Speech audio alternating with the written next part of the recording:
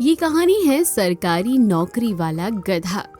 देख भीमा, तुम्हें इस सरकारी दफ्तर में काम करते हुए कितने साल हो गए हैं, लेकिन फिर भी आज तक मैंने नहीं देखा कि इन इंसानों ने तुम्हें और तुम्हारे काम को सम्मान दिया हो। मोती, तुम मुझसे बहुत ज्यादा प्रेम करते हो ना, इसलिए मेरी चिंता करते हो। पर मुझे यकीन है कि भले ही वो मेरा मजाक उड़ाते हो, पर कहीं ना कहीं उनके मन में मेरे और मेरे काम को लेकर सम्मान है। भीमा बहुत बूढ़ा हो चुका था, पर सालों से पंचायत कार्यालय में काम कर रहा था। कभी सामान ढोने का, तो कभी कागजात लाने और ले जाने का, तो कभी अफसर के आने पर उनके लिए पानी भरने का। दफ्तर में सभी उसका मजाक उड़ाते थे और उसे सरकारी बाबू कहा करते थे। आज नए अफसर के आने की खुशी में भीमा बेचारा सुबह सुबह जल्दी ही दफ्तर पहुंच जाता है। तभी दफ्तर का चपरासी मंगलू कहता है, अरे सरकारी बाबू, आज तो आप बड़ा जल्दी आ गए। क्या बात है, लगता है प्रमोशन की आस है आपको। अरे मंगलू, इसका प्रमोशन तो तभी होगा जब इसके 2 सींग और निकल आएंगे। तब ये बहुत बड़ा अफसर बन जाएगा। वो लोग उसका मजाक उड़ाते रहे और भीमा खामोशी से खड़ा रहा और उनकी बातें सुनता रहा। दरअसल सालों से भीमा हर सुबह समय पर दफ्तर पहुंच जाता, ना कभी छुट्टी लेता, ना कभी देर करता। पीठ पर ढेर सारा सामान बंधा रहता। वो कभी किसी से कुछ नहीं कहता और ना ही किसी से शिकायत करता। सरकारी बाबू उसे धूप में भी खड़ा रखते, कभी कभी लात मारते तो कभी बचा हुआ खाना उसकी तरफ फेंक देते, लेकिन भीमा सब सहता। धीरे धीरे समय बीतता गया। उस दफ्तर में कई सरकारी बाबू आए और चले गए, लेकिन भीमा वहीं का वहीं रहा। धीरे धीरे उसकी उम्र बढ़ती गई, कमर झुकने लगी, पर काम फिर भी करता रहा बिना छुट्टी के। दुनिया इतनी मतलबी थी कि कभी भी भीमा पर तरस नहीं खाती थी। किसी को भी उसके काम को लेकर एक बार भी ध्यान नहीं आता था कि वो कितना सच्चा है और कितनी ईमानदारी से अपना काम करता है। लगता है नए अफसर आ गए। एक बार फिर से पुराने अफसर का तबादला हो गया था और दफ्तर में शहर से एक नया अफसर आया, जो बहुत ही भला इंसान था।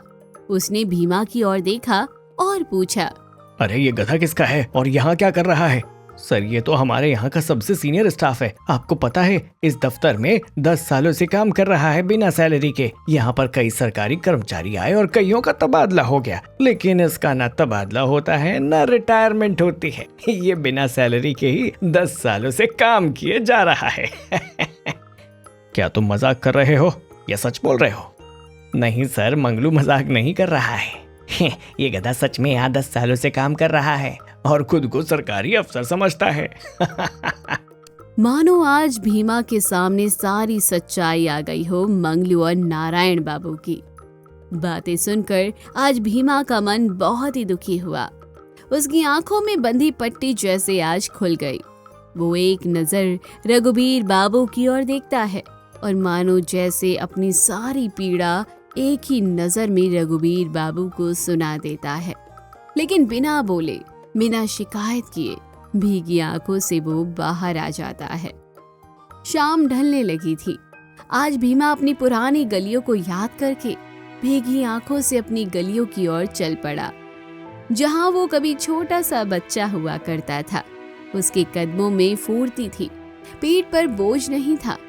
मानो आज मेरी आंखों से भ्रम की पट्टी खुल गई हो। सरकारी दफ्तर के कर्मचारियों की तरह खुद को कर्मचारी समझता था और इस बात का मुझे खुद पर गुरूर था कि मैं भी सरकारी दफ्तर के कर्मचारियों की तरह काम करता हूँ, बिना किसी पगार के, बिना किसी छुट्टी के। लेकिन मुझे क्या पता था कि सब लोग मेरे बारे में ऐसा सोचते। क्या मैं बोझ उठाने के लिए ही बना था? किसी को मेरी सेवा की कीमत ही समझ नहीं आई? क्या मैं सिर्फ लोगों के लिए मजाक था? क्या हुआ भीमा, तू आज इतना उदास क्यों लग रहा है और तेरी आंखों में आंसू? बता तो क्या बात है? तू सच कहता था मोती, इंसान बहुत मतलबी होते हैं। मैंने अपनी जिंदगी के इतने कीमती साल इन लोगों के पीछे गवा दिए। रात दिन उस दफ्तर में काम करता रहा, वो भी इतनी ईमानदारी से, लेकिन फिर भी हमेशा सबके लिए मजाक बनता रहा। आज मेरे सामने सच आ गया। मैं उन सब के लिए सिर्फ एक मजाक ही था।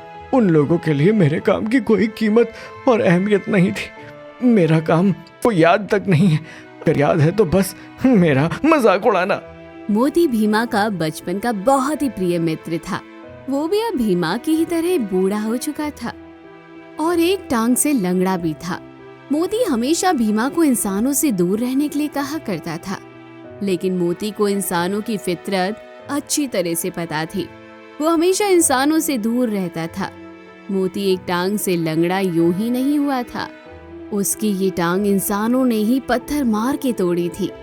इसलिए वो भीमा को समझाता था कि वो इंसानों से दूर रहे, लेकिन भीमा बहुत ही सीधा साधा सा था। वो हमेशा मोती से कहता था कि तुम ज्यादा सोचते हो, ऐसा कुछ नहीं होता।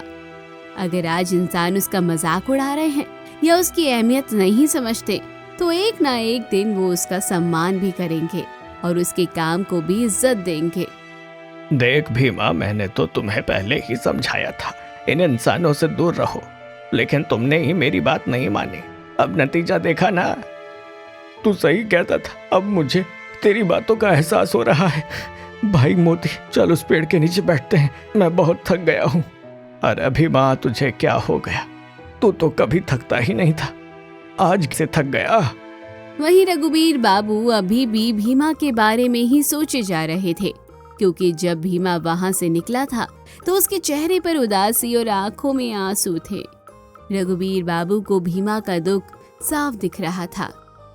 मंगलू, मुझे एक बात बताओ, तुम लोग आखिर भीमा का इतना मजाक क्यों उड़ा रहे हो? वो जानवर है तो तुम्हारा क्या लगता है वो कुछ समझता नहीं है? जानवर भी हम इंसानों की तरह सब समझते हैं, बल्कि मैं कहूँ तो इंसानों से ज्यादा समझते हैं। सर, वो मजाक की बात नहीं है, लेकिन हम सबको यही लगता है कि शायद भीमा खुद को इस दफ्तर का कर्मचारी मानता है, बस इसीलिए हम लोग भी हंसी मजाक कर लेते थे। साफ साफ कहो ना, तुम्हारे कहने का मतलब क्या है? सर, मंगलू के कहने का यही मतलब है कि भीमा हर दिन यहाँ दफ्तर में समय पर आकर खड़ा हो जाता है, सामान लाता और छोड़ जाता है, इतना इतना भारी सामान उठा लेता है और उफ तक नहीं करता है। वो इस दफ्तर का हर एक काम करता है, मानो जैसे उसे लगता हो कि वो इस दफ्तर का कर्मचारी हो, और मानो ये सब काम करना उसका फर्ज है। उसे कभी गधा कहो या बाबू कहो, उसे कोई फर्क नहीं पड़ता, क्योंकि वो खुद को इस दफ्तर का हिस्सा मानता है। लेकिन न जाने क्यों आज पहली बार उसे हमारा हल्का सा मजाक भी बुरा लग गया और उसकी आंखों में आंसू आ गए। मुझे ये बताओ कि भीमा अभी कहाँ मिलेगा? जल्दी बताओ, मुझे उसके पास जाना है। भीमा के बारे में इतना सब कुछ जानकर रघुबीर बाबू की आंखों में भीमा के लिए बहुत इज्जत हो गई थी। अब वो भीमा से मिलना चाहते थे। वहीं दूसरी तरफ भीमा उसी पेड़ के नीचे बैठ जाता है जहां मोती और भीमा अक्सर बैठा करते थे। वो पेड़ उसके लिए उनके घर जैसा था। भीमा थका हुआ लग रहा था और एकदम शांत। भीमा, क्या हो गया तुझे? तू एकदम शांत क्यों बैठा है? उठना मेरे प्यारे दोस्त, उन इंसानों की बात आज तुझे दिल पर इतनी क्यों लग गई? मोती, मैं बस थक गया हूँ, आज अब आराम का समय आ गया है। बहुत काम किया है ना, अब आराम करना चाहता हूँ। तू क्या बोल रहा है? मुझे कुछ समझ नहीं आ रहा है। तू ही तो है जो मुझे समझता है यार। तू कहाँ जा रहा है? तुझे कुछ नहीं हो सकता भीमा, मेरी बात सुन। भीमा अपनी आंखें हमेशा हमेशा के लिए बंद कर लेता है। उसकी आंखों से आंसुओं की एक बूंद टपकती है। भीमा को देख मोती बहुत रोता है, चिल्लाता है। मोती के रोने की आवाज सुनकर सारे गांव वाले और दफ्तर के सब कर्मचारी इकट्ठा हो जाते हैं। नहीं भीमा, तू मुझे छोड़कर नहीं जा सकता।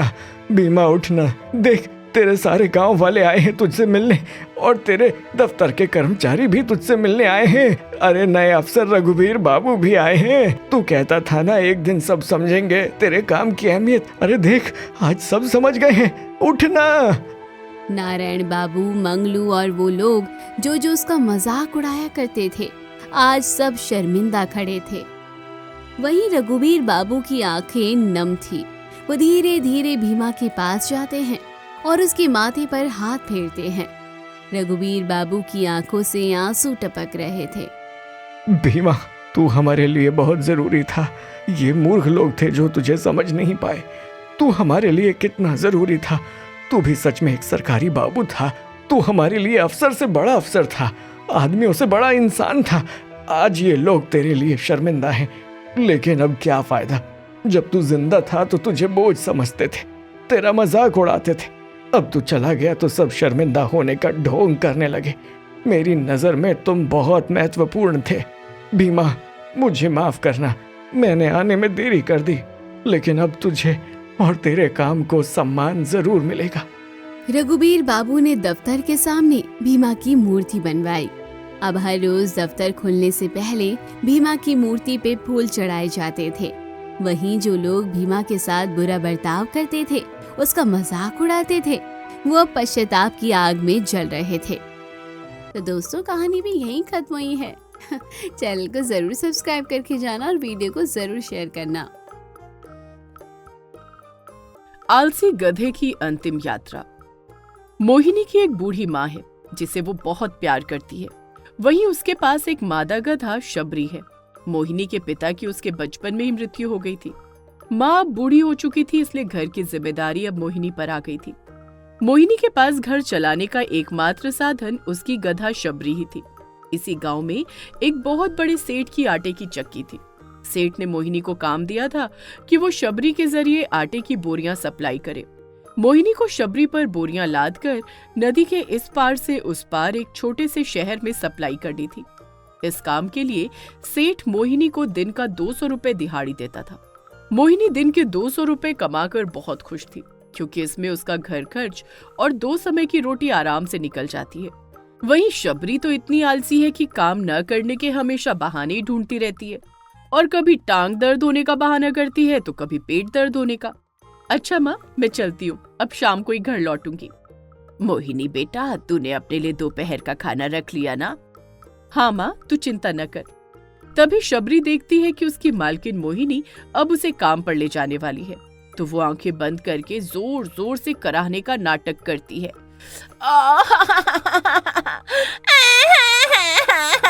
मर गई रे। अरे शबरी, क्या हुआ? तू इतनी जोर जोर से क्यों करा रही है? अरे मालकिन, क्या बताऊं, सुबह से मेरे पेट में बहुत दर्द है और ऊपर से बुखार भी बहुत लग रहा है। बहुत थकावट भी लग रही है। मुझे लगता है मैं आज काम पर भी नहीं जा पाऊंगी। अरे शबरी, ऐसे कैसे अचानक से तुझे पेट में दर्द और बुखार हो गया? आला, मैं देखती हूँ। अरे तुझे तो कोई बुखार ही नहीं है, तू झूठ क्यों बोल रही है? चलो जल्दी से, आज सेठ ने आज मुझे काम पर जल्दी बुलाया। काम में कोई बहानेबाजी नहीं चलेगी। चल जल्दी से चल। मालकिन, आप मेरी पीड़ा को नहीं समझती हैं। देख लेना, एक दिन जब यमराज खुद मुझे लेने आ जाएंगे ना, तो वो खुद बताएंगे आपको कि मुझे कितना दर्द है। फिर आप रोएंगी मेरे लिए, बहुत पछताएंगी, देख लेना।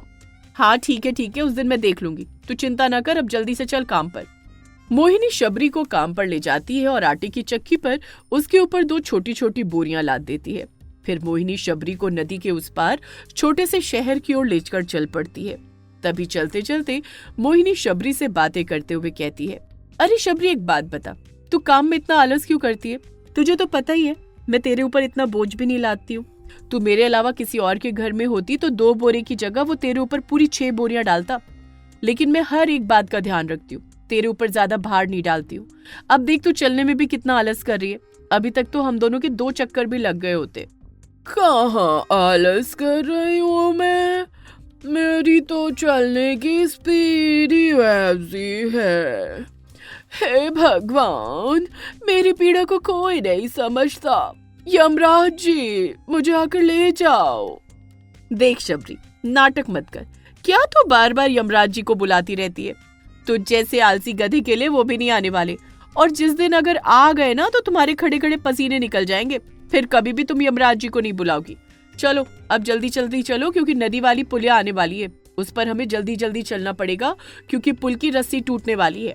जब तक नई पुलिया बनकर तैयार होगी तब तक हमें रोज उसी पुलिया से जल्दी जल्दी निकलना पड़ेगा। का ऐसा है क्या? आलस में ढीली ढीली चलने वाली शबरी पुलिया पर अपनी स्पीड एकदम बढ़ा देती है। ये देखकर मोहिनी बहुत हंसती है। देखा शबरी, यहीं से पता चलता है कि तुम कितनी आलसी हो।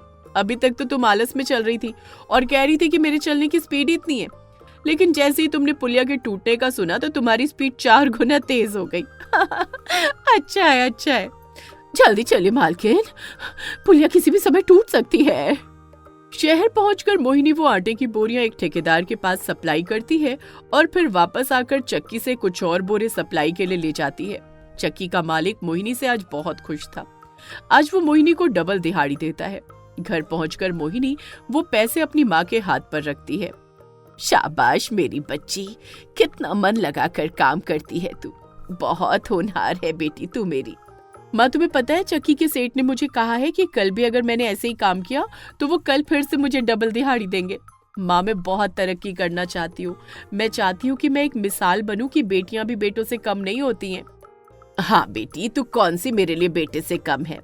हाँ माँ, लेकिन ये सब सिर्फ मेरी मेहनत ही नहीं है, इसमें शबरी का भी हाथ है। शबरी आलसी ही सही, लेकिन असली काम तो उसी का है। वो नहीं होती तो हमारा घर कैसे चलता। तू सही कहती है बेटी, थोड़ा आराम कर लेती हूँ। अब ऐसा करती हूँ, खा पी के सो जाती हूँ और सोचती हूँ कल के लिए क्या बहाना बनाऊं जिससे कि मालकिन मुझे काम पर ना लेकर जाए। अगली सुबह मोहिनी शबरी के लिए दाना पानी लाती है और उससे कहती है, शबरी चल जल्दी से अपना दाना पानी खा ले, फिर हमें काम पर निकलना है। आज भी हमें बहुत मेहनत करनी है कल के जैसी। क्या आज फिर वही घिसा पिटा काम करना पड़ेगा। ऐसा करती हूँ जल्दी जल्दी खा पी के किसी दर्द का बहाना बना लेती हूँ और फिर क्या पता मालकिन मुझे काम पर ना ले जाए। शबरी अपना खाना पीना मजे से सफा चट कर देती है और आज फिर से जोर जोर से कराहने लगती है। ओह मर गई रे, मेरी तो टांग टूट गई, क्या हो गया मेरे साथ।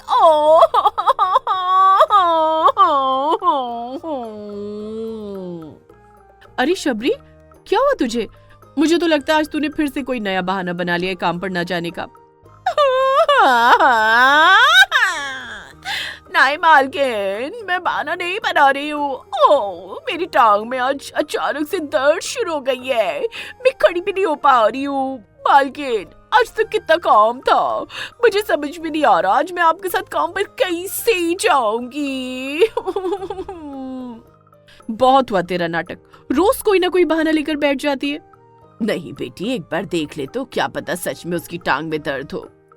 हाँ मालकिन अम्मा सही कह रही है, एक बार देख लो मेरी टांग में सच में दर्द है। अच्छा सच में तुझे दर्द है तो ठीक है। मोहिनी को अच्छे से पता था कि शबरी काम पर न जाने के लिए आज फिर से दर्द का बहाना लगा रही है। अब मोहिनी को उसकी चालाकी को पकड़ना था, इसके लिए मोहिनी कहती है, ठीक है शबरी, अगर तुझे दर्द हो रहा है तो ठीक है, आज हम काम पर नहीं जाएंगे।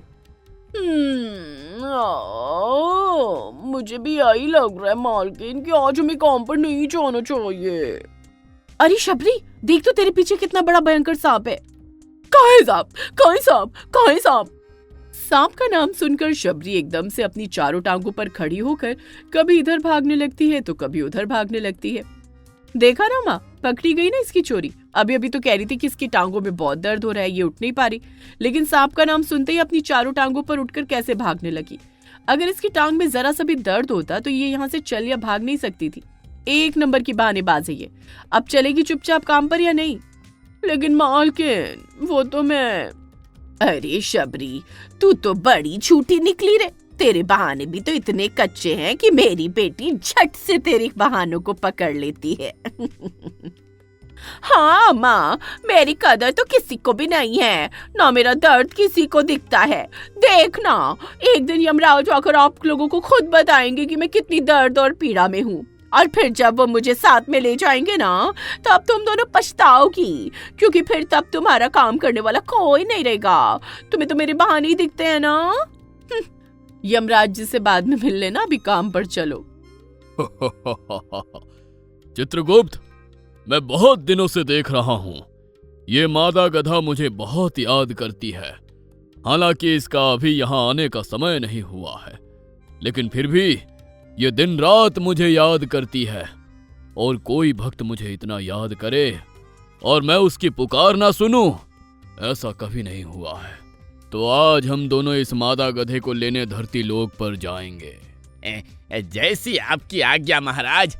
मोहिनी शबरी पर 2 छोटे छोटे आटे के बोरे लाद कर नदी के उस पार शहर के लिए रवाना हो जाती है। आज फिर शबरी वैसे ही आलस में धीमी गति से चल रही थी।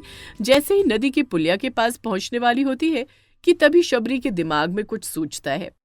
ऐसे तो मेरी मालकिन को हमेशा लगता रहेगा कि मैं हमेशा ही बहाने लगाती हूँ, आलस करती हूँ और मेरे बहाने काम भी नहीं आते।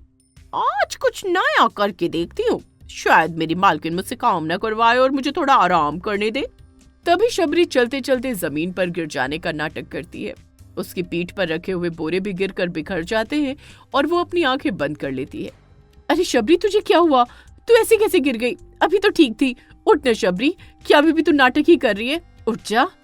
तभी वहां पर और भी लोग आ जाते हैं और कहते हैं, अरे मोहिनी बहन, लगता है ये तो यमराज को प्यारी हो गई, इसे यमराज जी अपने साथ ले गए। लेकिन ऐसा कैसे हो सकता है? मेरी शबरी तो अभी जवान थी और ऐसे अचानक से कैसे उसकी मौत हो सकती है? हे भगवान, मेरी शबरी सच तो नहीं बोल रही थी। वो हमेशा दर्द में रहती थी। कभी उसे पेट दर्द होता था, कभी टांग में दर्द होता था, तो कभी उसे बुखार हो जाता था और मैं उसे हमेशा कहती रही कि वो बहाने लगा रही है। शबरी हमेशा मुझसे कहती रही कि एक दिन उसे यमराज आकर ले जाएंगे, लेकिन मैं उसकी बातों को मजाक ही समझती रही। मोहिनी शबरी के लिए बहुत रोती है। तभी अचानक से शबरी के सामने यमराज और चित्रगुप्त प्रकट होते हैं। यमराज और चित्रगुप्त को देखकर मोहिनी और बाकी सारे लोग घबरा जाते हैं और पीछे हट जाते हैं। वहीं शबरी जब यमराज को अपने सामने प्रकट होता हुआ देखती है तो अपनी आंखें खोल लेती है और बहुत घबरा जाती है। मरी पड़ी शबरी अब एकदम से उठ खड़ी होती है। ओह, अरे अरे महाराज, आप यहाँ? आपने खुदा ने का कष्ट क्यों किया? मेरी शबरी तो बिल्कुल ठीक है। तुम मेरी सच्ची भक्त हो, हमेशा मुझे याद करती रहती हो, तो मैंने सोचा क्यों ना अपनी सच्ची भक्त को दर्शन दिए जाएं और उसे अपने साथ ले जाया जाए, इसीलिए मैं तुम्हें लेने आया हूँ। लेकिन यमराज जी, मेरी बात तो सुनिए। आपका इतना बड़ा ओहदा है, तीनों लोगों में आप जाने चाहते हो, तो आप मुझे से मामूली गधी को खुद लेने आओगे? ये तो आपके लिए अपमान की बात होगी। क्यों आप अपना अपमान करवा रहे हैं? मेरे प्राण तो वैसे भी जब जाने होंगे तब चले ही जाएंगे, और तब आप अपने किसी दूत को भेज देना, मैं उसके साथ आ जाऊंगी। आप क्यों मेरे लिए खामखा इतना कष्ट उठा रहे हैं? बात तो तुम सही कह रही हो शबरी, लेकिन बात सच्ची भक्ति की है। तुम मेरी सच्ची भक्त हो तो फिर चाहे मामूली हो या बहुत बड़ी, मुझे तुम्हें खुद अपने साथ ले जाना होगा। क्या करूं? यमराज तो सच में मुझे लेने ही आ गए हैं। अब इनको यहाँ से वापस कैसे भेजूं और कैसे कहूं कि मुझे इनके साथ नहीं जाना है? यमराज जी, मेरी आपसे एक विनती है, क्या आप मेरी एक विनती सुनेंगे? जल्दी से बताओ, फिर तुम्हें यहाँ से ले जाकर मुझे दूसरी जगह भी जाना है। यमराज जी, मैं धरती लोक से अभी नहीं जाना चाहती। क्यों नहीं जाना चाहती? तुम खुद ही तो बार बार मुझे याद करती थी। यमराज जी, ये मेरी मालकिन है। अगर मैं चली जाऊंगी तो फिर इनका क्या होगा? कौन होगा? इनका घर कैसे चलेगा? मेरी मालकिन की एक बूढ़ी माँ भी है, इन दोनों के लिए कौन करेगा? मैं अपनी मालकिन के साथ काम में हाथ बटाती हूँ, तभी जाकर उनका घर चलता है। अगर मैं चली गई तो वो बिल्कुल अकेली हो जाएगी। मैं सब जानता हूँ। जिस प्रकार तुम हमेशा काम में आलस करके अपनी मालकिन को बेवकूफ बनाती आई हो, उसी प्रकार तुम मुझे भी बेवकूफ बनाकर यहाँ से खाली हाथ वापस भेजना चाहती हो ना? मौत को मजाक समझने वाली शबरी आज मौत को सामने खड़ा देखकर घबरा गई थी। वहीं यमराज भी शबरी की चालाकियों और बहानेबाजियों को भांप गए थे और शबरी भी जान गई थी कि अब यमराज के सामने कोई बहाना नहीं चल सकता है। हाँ यमराज जी, मैं हमेशा काम में बहाने और आलस करती रहती थी और अपनी मालकिन को हमेशा ये कहती रही कि एक दिन यमराज आएंगे और मुझे अपने साथ ले जाएंगे। वो सब मैं इसलिए कहती थी ताकि मालकिन मुझसे काम न करवाए और हमेशा मुझे आराम करने दे। लेकिन अब मैं ये सब जान गई हूँ। मौत को सामने खड़ा देखकर मुझे कैसा महसूस हो रहा है मैं समझ गई हूँ। महाराज, मेरी जान बख्श दीजिए।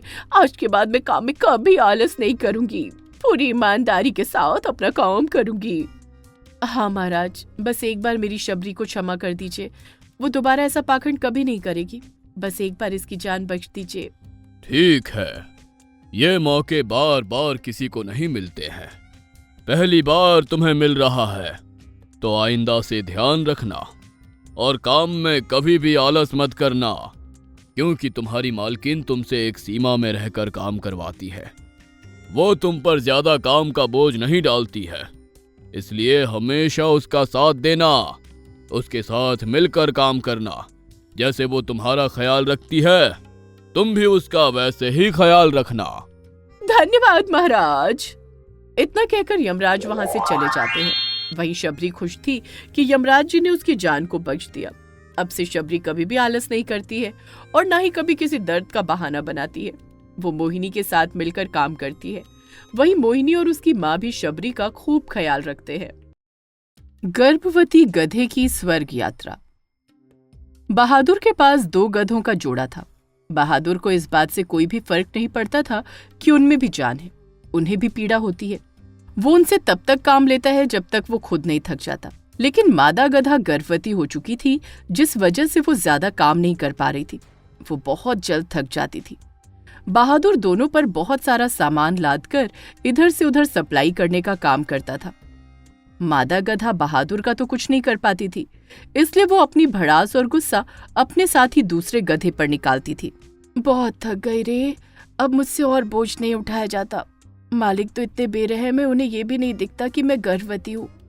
मेरे प्रसव का समय नजदीक आ रहा है, मैं इतना बोझ नहीं उठा पा रही, थक जाती हूँ।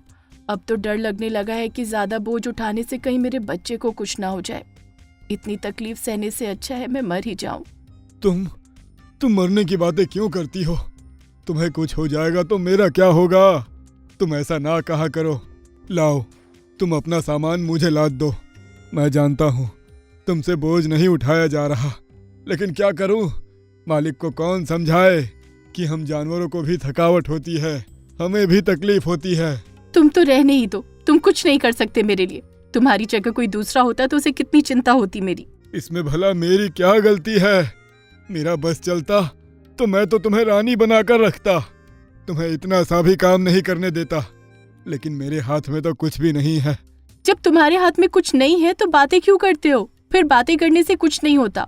और बार बार ये मत बोला करो कि तुम मेरा बोझ भी उठाओगे, क्योंकि तुम मेरे लिए कुछ नहीं कर सकते, इसलिए चुप रहा करो। लेकिन मैं तुम्हारा बोझ लेना चाहता हूँ, मुझे तुम्हारे लिए पीड़ा महसूस होती है। अगर तुम मुझसे बोझ ले भी लोगे ना, तो भी मालिक मेरे ऊपर दूसरा बोझ लाकर लाद देंगे, इसलिए चुप रहा करो। जब तुम सब जानती हो तो फिर तुम मेरे साथ इतनी चिढ़ी क्यों रहती हो? इसमें भला मेरी क्या गलती है? गलती तुम्हारी नहीं, गलती मेरी है। मेरा तो कोई इस दुनिया में है ही नहीं।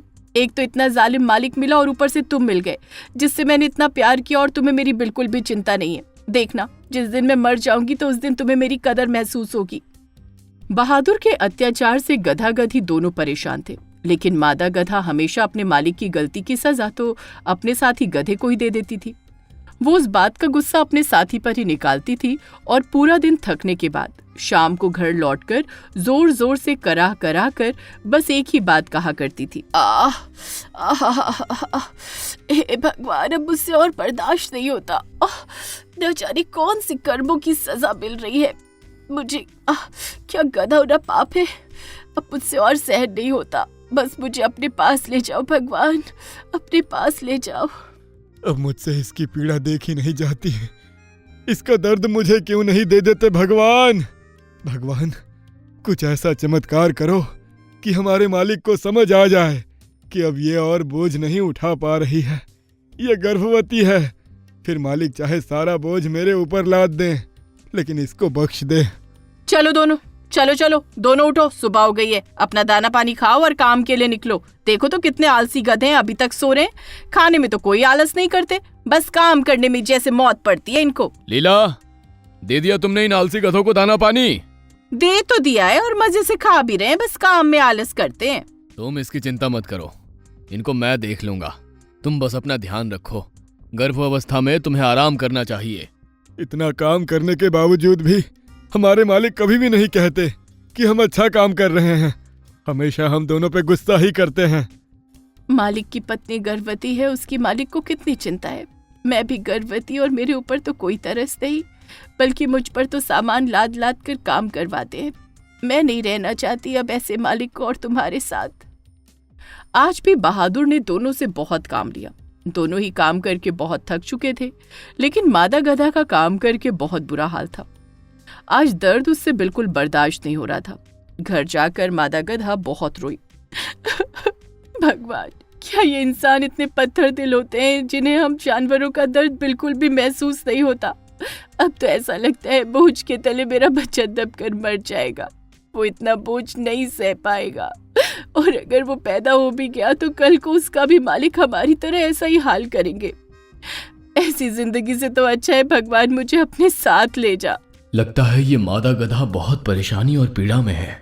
ये इस जीवन से बहुत दुखी है। दिन रात मेरा नाम जपती है, मुझे ले जाओ। अगर ये इतनी दुखी है तो मुझे इसकी मदद करनी चाहिए।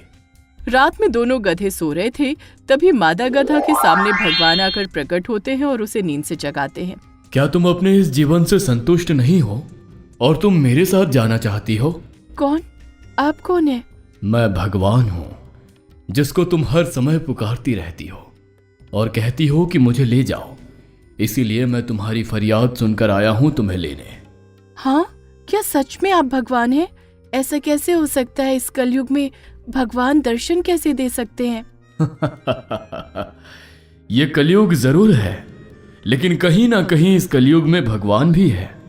जो भक्त अपने भगवान को सच्चे दिल से मानते हैं, उन्हें पुकारते हैं, भगवान उन्हें अपने दर्शन जरूर देते हैं। अब बताओ, क्या चाहती हो तुम मुझसे? भगवान, अगर आप सच में हैं तो मुझे अपने साथ ले जाइए। मुझे ये जीवन नहीं जीना है। मुझसे अब और पीड़ा बर्दाश्त नहीं होती। मैं गर्भवती हूँ, लेकिन मेरे मालिक मेरी इस अवस्था को नहीं समझ रहे। वो बस ये समझते हैं कि हम जानवर हैं, हमें दर्द नहीं होता, हमें पीड़ा नहीं होती और हम उनके मुताबिक जितना मर्जी उतना काम कर सकते हैं। मैं बहुत दुखी हूँ, मुझे अपने साथ ले चलिए। जैसी तुम्हारी इच्छा। भगवान मादा गधे को अपने साथ स्वर्गलोक में ले जाते हैं। जैसे ही मादा गधा स्वर्गलोक में पहुंचती है, वो सब कुछ देखकर हैरान रह जाती है। स्वर्गलोक को देखकर उसकी खुशी का कोई ठिकाना नहीं था। भगवान, यहाँ तो बहुत अच्छा है। चारों तरफ सुंदरता ही सुंदरता है, साथ में हरी हरी घास। मैं तो पेट भरकर खाऊंगी और बस आराम ही आराम करूंगी।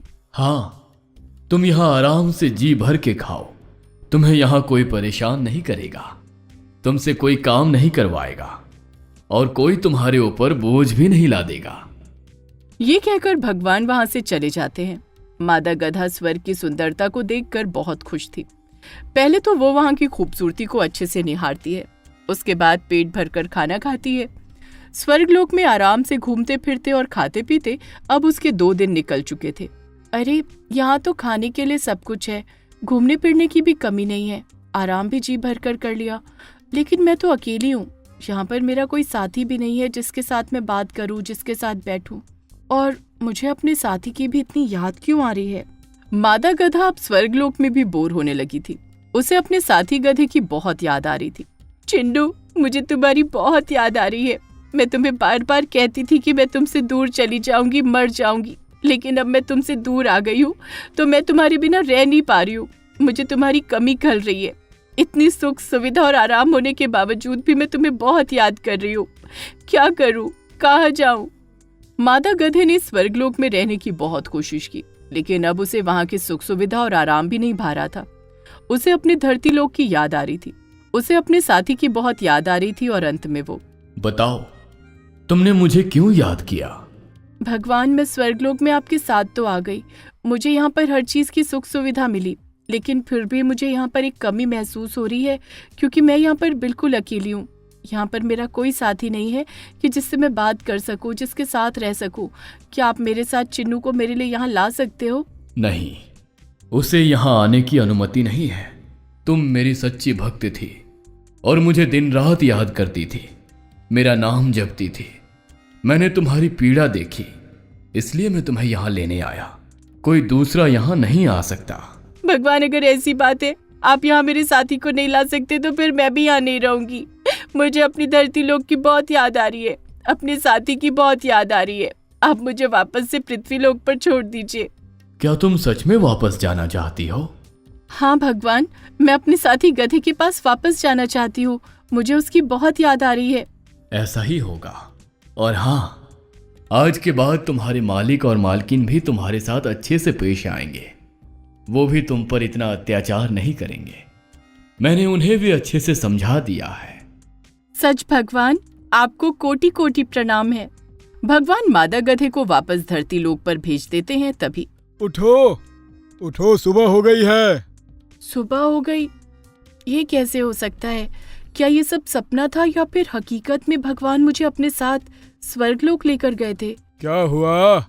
तुम आपस में ही क्या बड़बड़ाए जा रही हो? कुछ नहीं चिन्नू, आज के बाद मैं तुमसे कभी कुछ नहीं कहूंगी कि मैं मर जाऊंगी या तुम्हें छोड़कर चली जाऊंगी। मैं तुम्हें छोड़ने का ख्याल सपने में भी नहीं लाऊंगी। हमेशा तुम्हारे साथ रहूंगी और तुम्हें भी कहीं जाने नहीं दूंगी। अरे ऐसा क्या हो गया? अचानक से तुम एक ही रात में कैसे बदल गई? कुछ नहीं, बस मुझे अकेलेपन का एहसास हो गया और तुम्हारी कमी क्या होती है उस चीज का पता चल गया। जैसे तुम मेरे बिना नहीं रह सकते, मैं भी तुम्हारे बिना नहीं रह सकती। मैं तब से तुम्हें यही समझाने की कोशिश कर रहा था कि मैं तुम्हारे बिना नहीं रह सकता। जब तक हम दोनों एक दूसरे के साथ हैं, हम दुनिया की हर चीज से लड़ सकते हैं। हाँ, तुम सही कहते हो। तभी बहादुर और उसकी पत्नी लीला दोनों गधों के लिए पानी और अच्छा अच्छा चारा लेकर आते हैं। तुम दोनों मुझे माफ कर दो। मैंने हमेशा अपने मतलब के लिए तुम्हारा उपयोग किया। कभी नहीं सोचा कि तुम भी थकते हो। दिन रात तुमसे काम लिया, गर्भावस्था में भी तुम पर तरस नहीं खाया। लेकिन आज मेरी आंखें खुल गई हैं। मैंने कल रात को बहुत ही भयंकर सपना देखा, जिसमें मैंने देखा कि मेरी गर्भवती पत्नी का गर्भपात हो गया है। मैं अपने बच्चे के लिए भगवान के आगे बहुत रोया, बहुत तड़पा। तब जाकर भगवान ने मुझे साक्षात दर्शन दिए और मुझे ये समझाया कि अगर तुम अपना बच्चा वापस चाहते हो तो कभी भी किसी जानवर पर अत्याचार मत करना। उसकी पीड़ा को समझना, उसमें भी जान है। मैं जान गया कि भगवान मुझे तुम्हारे ही ओर इशारा कर रहे हैं। मेरी पत्नी का सपने में गर्भपात करवाकर मुझे ये समझाना चाहते हैं कि मैं तुम दोनों पर बहुत अत्याचार कर रहा हूँ। तुम्हारी गर्भावस्था में तुमसे इतना काम लिया। मैं भगवान के इशारे को समझ गया हूँ।